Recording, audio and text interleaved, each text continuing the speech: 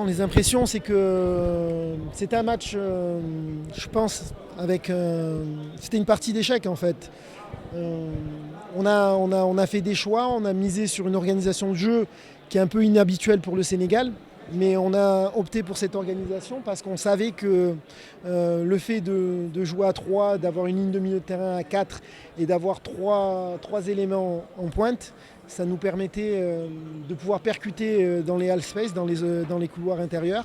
Et je crois que ce pari-là a été gagnant puisqu'il nous a permis non seulement de marquer 3 buts, mais également de créer pas mal de situations qui étaient très avantageuses et qu'on n'a malheureusement pas su concrétiser pour se mettre définitivement à l'abri. Mais de toute façon, ça ne me gêne pas parce que je pense qu'il y a un défi à relever. J'ai dit aux joueurs, et depuis le départ, depuis qu'on a commencé le regroupement, que ce match-là, la qualification, se jouerait à Bamako. Et moi j'aime bien ce genre de situation parce qu'aujourd'hui, je crois que les Sénégalais vont savoir ce que leur soi-disant relève entre guillemets a dans le ventre. Parce que soit ils sont capables d'aller chercher leur qualification là-bas, en considérant, de mon point de vue, parce que c'est le discours que je vais tenir, et c'est le discours que je vais tenir avant d'entamer la rencontre, on part à 0-0. Maintenant, est-ce que nous, on est capable d'aller se qualifier à Bamako face à une très belle équipe et face à, je dirais,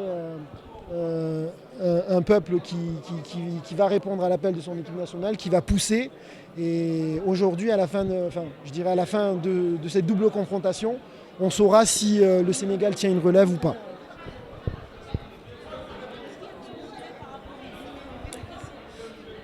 Oui, c'était un but consécutif à une erreur individuelle.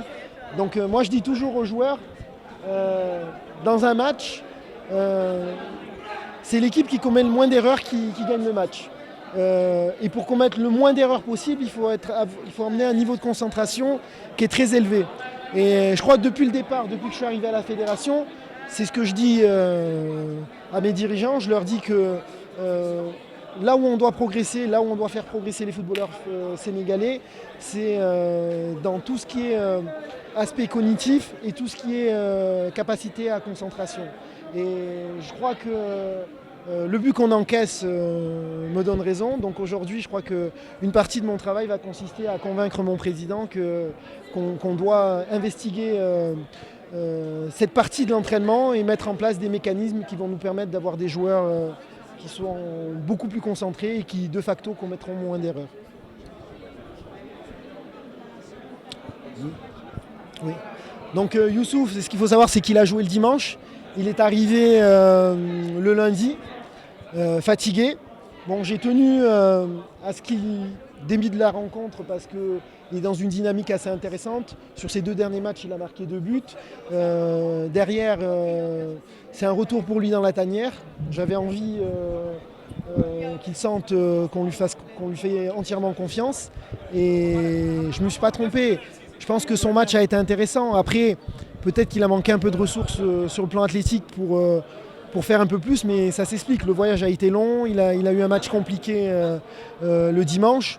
Aujourd'hui, je crois que le maître mot pour lui, mais aussi pour l'ensemble du groupe, c'est la récupération. Il va falloir bien récupérer, il va falloir remobiliser nos forces, bien se préparer sur le plan mental.